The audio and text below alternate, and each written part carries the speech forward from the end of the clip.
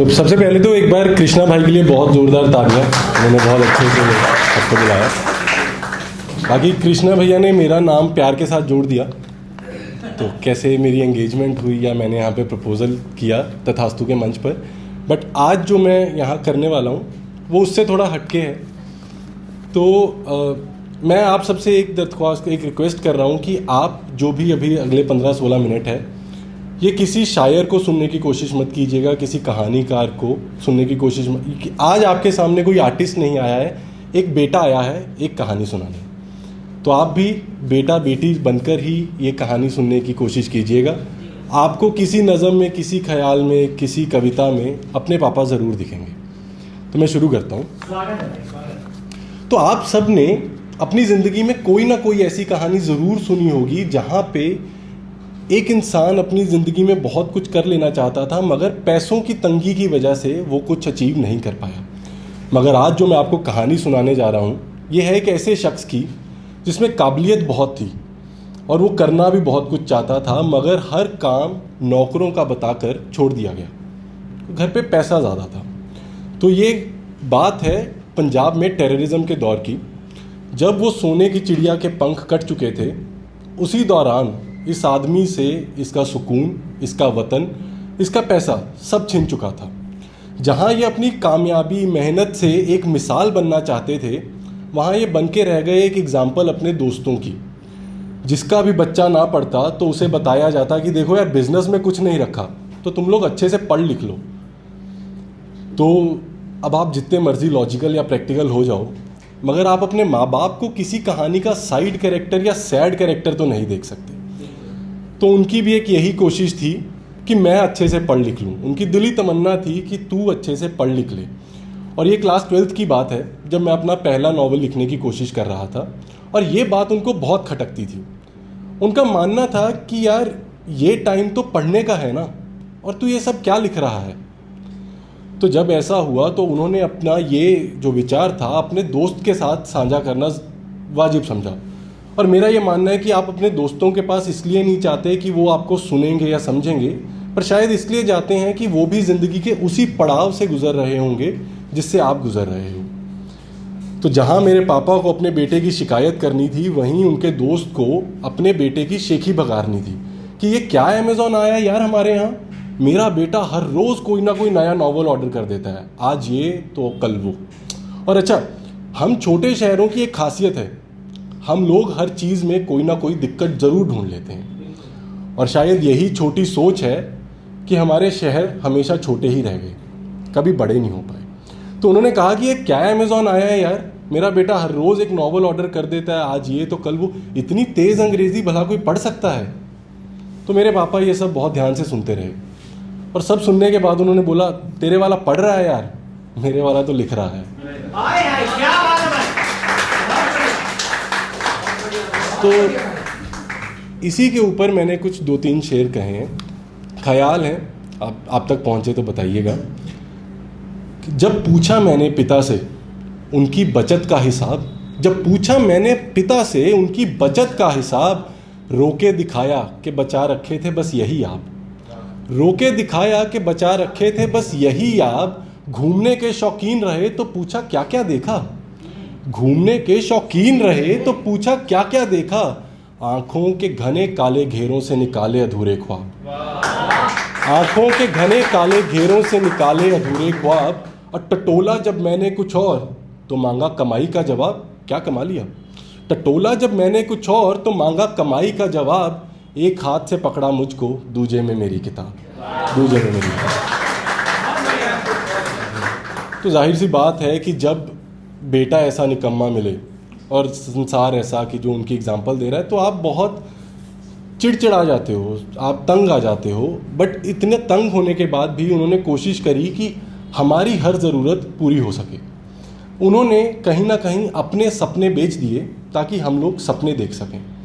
तो एक यही कॉन्वर्सेशन है, एक मेरे पापा की जो जर्नी मेरे को लगता है रही होगी, तो उसको आप लोग तक पहुंचाने की कोशिश करता हूँ। तो एक नज़्म है, गुब्बारे। सुबह सवेरे तड़के उठ के, सुबह सवेरे तड़के उठ के ख्वाब सजाऊं सबसे छुपके, बेच खिलौने खुशियां लूंगा, घर वालों को रोटी दूंगा, बेच खिलौने खुशियां लूंगा, घर वालों को रोटी दूंगा। दौड़ती गाड़ियां बच्चों जैसे, एकदम से वो रुकती कैसे। रंग बिरंगे गुब्बारों सी, चमकी बत्ती वो तारों सी। ज्यों ही पहला शीशा खड़काया, साहब ने सपने को हड़काया। छूता क्यों है गाड़ी तू, खरोच की लेगा जिम्मेदारी तू। जिम्मेदारी तो साहब घर की भी उठाता हूँ, डांट टपट सुनकर भी मैं हंसता ही जाता हूँ। कोई गुब्बारा खिलौना ले लो, गाली चाहे दोबारा दे लो। मेरा बेटा तेरे गुब्बारे से खुश जाने ही क्यों होता है।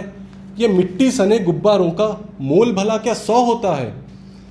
साहब मैं तो बच्चों को खुश देख के थोड़ा मुस्का लेता हूँ। आप कहो तो मैं फिर ये 100 के 3 लगा लेता हूँ। आप कहो तो मैं फिर ये 100 के 3 लगा लेता हूँ। अब करीना बात है तूने मेरी समझ में आने वाली। 100 के 3 भी महंगे हैं पर आदत नहीं ये लूट के खाने वाली। लपक के मैंने 100 का नोट जल्दी से फिर जेब में रखा। सब कुछ छोड़ फिर दौड़ा घर को, सबके आगे खाना रखा। सुबह सवेरे तड़के उठ के जन्नत के ख्वाब सजाए थे। बाजार में जाके सपनों को फिर मुफ्त में बेच के आए थे। मुफ्त में बेच के।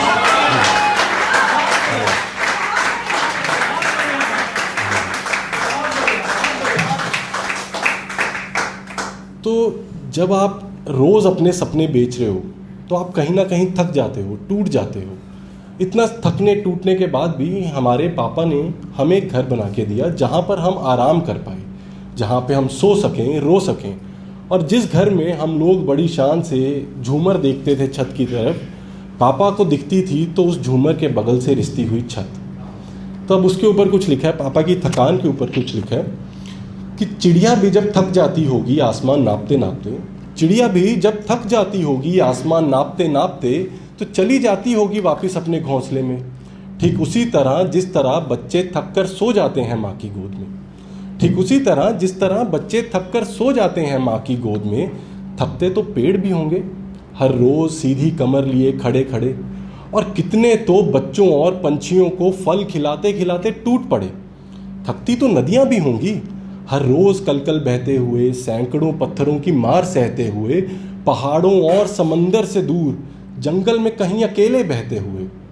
मगर घर मिल ही जाता है उन्हें आखिरकार समंदर में, मगर घर मिल ही जाता है उन्हें आखिरकार समंदर पर।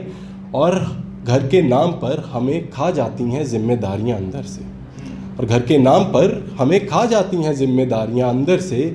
इन जिम्मेदारियों में हम लोग कहीं खो जाते हैं, हम लोग मरकर ही चैन की नींद सो पाते हैं।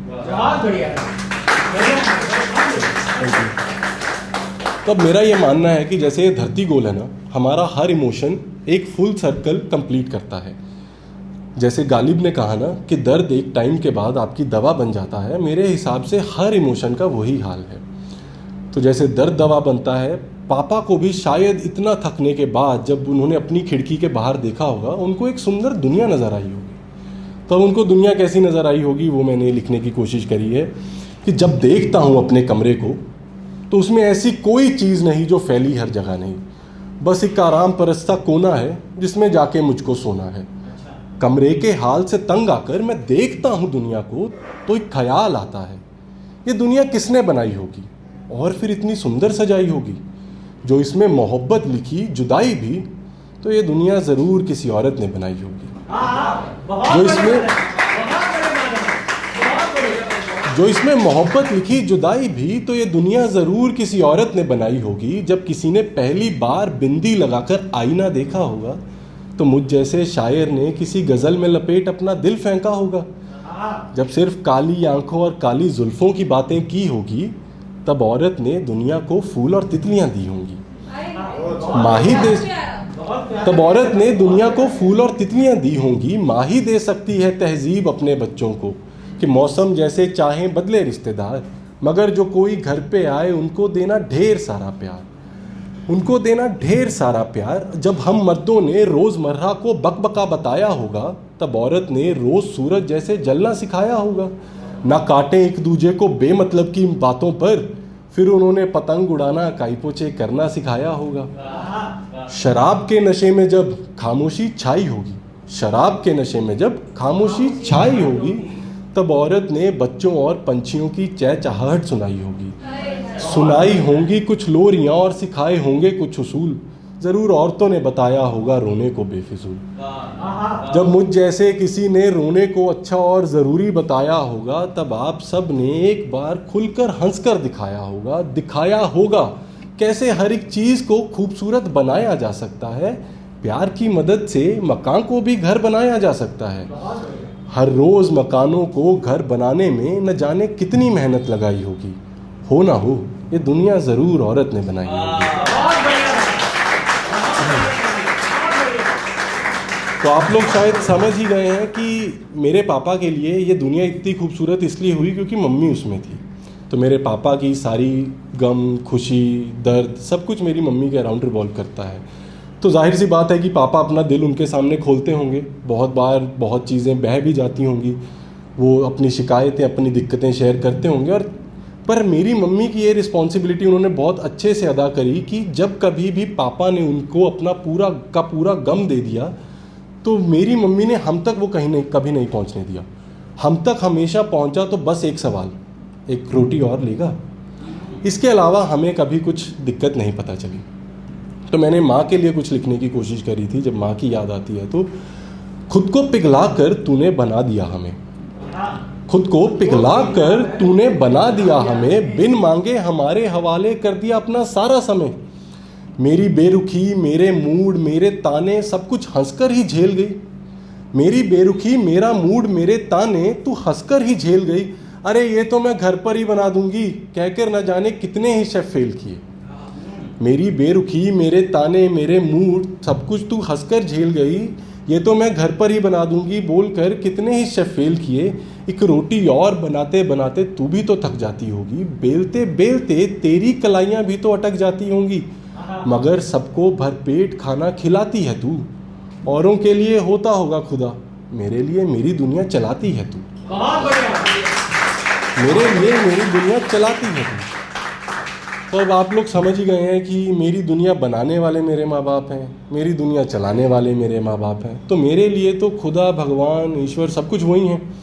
और बाकी मेरा एक चीज़ मानना है कि भगवान का क्या काम है, अगर हम बहुत ऐसा 30,000 फीट की ऊंचाई से देखें, मेरे को ये लगता है भगवान का काम है, उसने हम लोगों को बनाया और हमें धरती पर भेज दिया अपना अपना काम करने के लिए। तो मेरे माँ बाप ने मुझे बनाया और दिल्ली गुड़गांव भेज दिया काम करने के लिए, तो वो तो खुदा ही हुए ना, वो भगवान ही हैं। तो इसी थॉट को मैंने कुछ 4 शेरों में कैप्चर करने की कोशिश करी है, आप तक पहुँचे तो। दिखती नहीं मगर मौजूद है हर जगह, वो भाप ही तो है। दिखती नहीं मगर मौजूद है हर जगह, वो भाप ही तो है। खुदा कौन है भला, मैं और आप ही तो हैं। खुदा कौन है भला, मैं और आप ही तो हैं। और कोई है जिसके इशारे पर चलते हैं दिन और रात, कोई है जिसके इशारे पर चलते हैं दिन और रात। कुछ लोगों की आवाज़ तानसेन का आलाप ही तो है, कुछ लोगों की आवाज़ तानसेन का आलाप ही तो है। और ये सब आप पेरेंट्स की नज़र हैं जो यहाँ बैठे हैं। बच्चों में जो बोलते हैं चीख चीख कर संस्कार, बच्चों में जो बोलते हैं चीख चीख कर संस्कार, वो इन मजे हुए ढलकियों की खट्टी मीठी धाप ही तो है। और रोने के सिवा क्या सीख कर आए थे खुदा से, आप याद करें तो क्या आता था हमें, रोने के सिवा क्या सीख कर आए थे खुदा से। हमें तराशने वाले हमारे माँ बाप ही तो हैं। दिखती नहीं मगर मौजूद है हर जगह, वो भाप ही तो है। खुदा कौन है भला, हम सबके माँ बाप ही तो हैं। धन्यवाद।